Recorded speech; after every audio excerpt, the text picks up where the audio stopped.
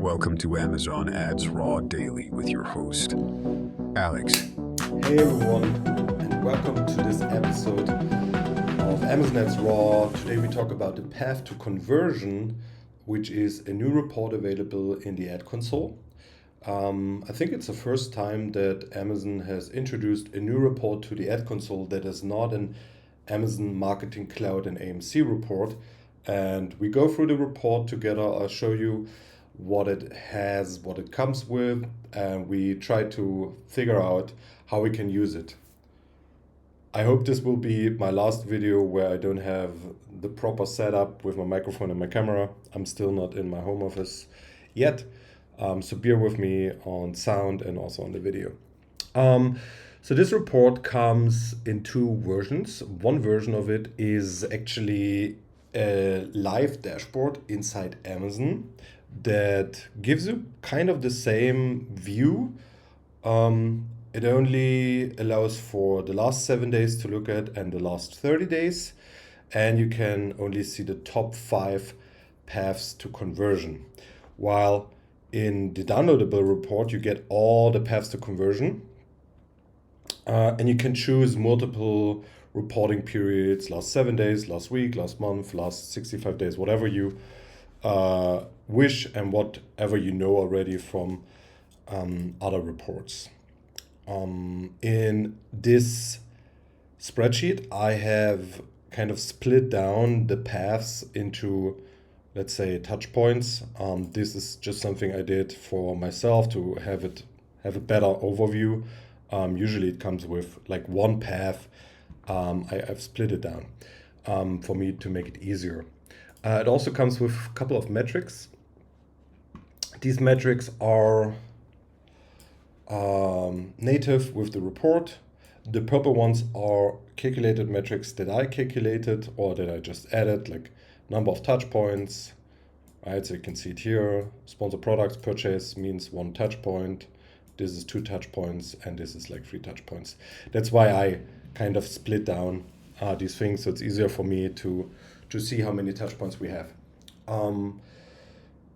There are groups by campaign types. You can see these are the ones that are available. So we have sponsored products. I see my videos over it. Sponsored brands video. We have sponsored brand kind of display. I guess this is like SBVs and this is like normal sponsored brands. I'm not entirely sure. If you guys know this better, let me know.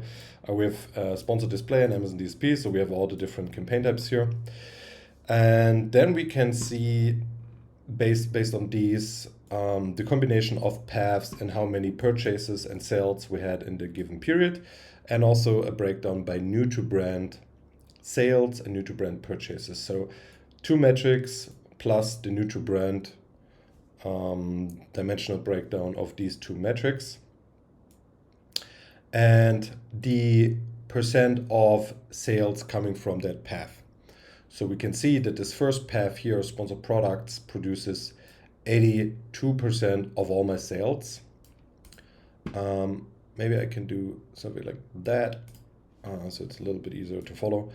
And this sponsored brands video produces like 12% of my total sales in the given period in this report. Right, so this looks like a normal distribution. 80% comes from sponsored products.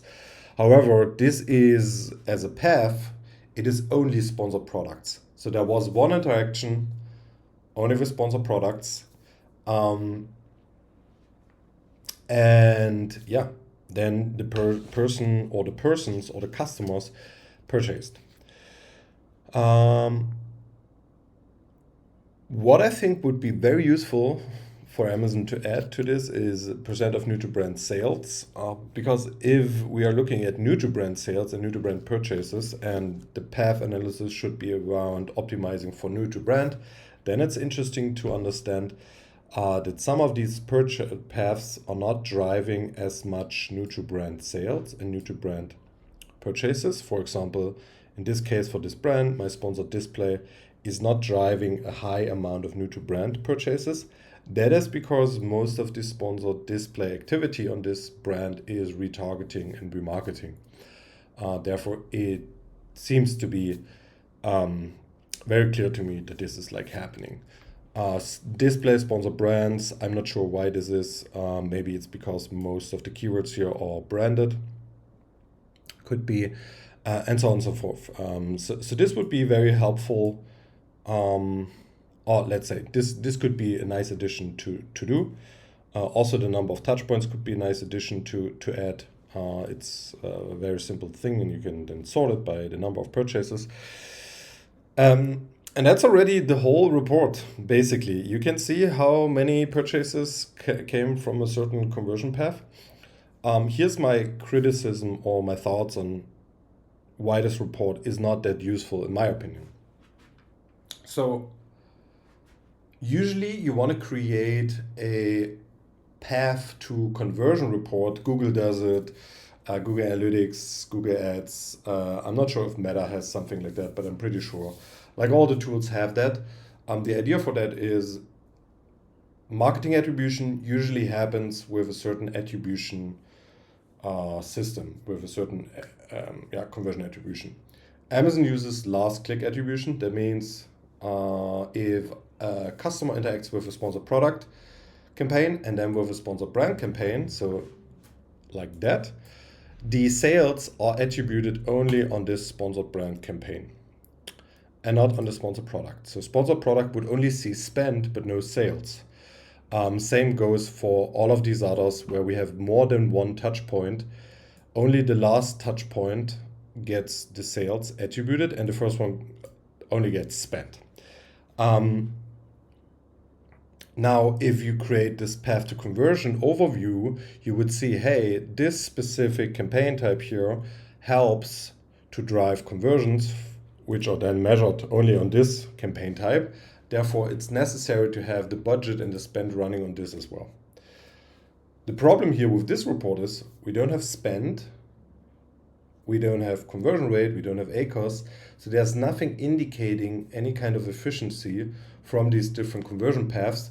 It's just telling me the total volume. So now from the total volume, I could say, hey, maybe I need more interactions because more interactions are better for me. However, how can I see that? I'm not seeing any metric that would help me identify, is it better for me to only have one interaction or multiple interactions? Usually you would try to add something that goes into more efficiency, like an ACOS or conversion rate, to help understanding if multiple touch points are better than one touch point for you and for your advertising. The next problem I have is it's only on campaign groups, like the full campaign type. This can be branded campaigns, this can be generic campaigns, this can be competitor campaigns, this can be everything. Same goes for all these others. And because it's grouped, it doesn't help me understanding, it doesn't help me to make any adjustments on actual campaigns. It just tells me that's how it is, and my majority of my sales are coming through one touch point conversions, right? So you can see like this here is 97%. Well, okay, thank you for that. Thank you for that information. What shall I do now with it? How can I take actions on my campaigns to diversify the interactions with my campaigns towards my customers? You know, there's something clearly missing, in my opinion, from this report to let people and advertiser actually take action.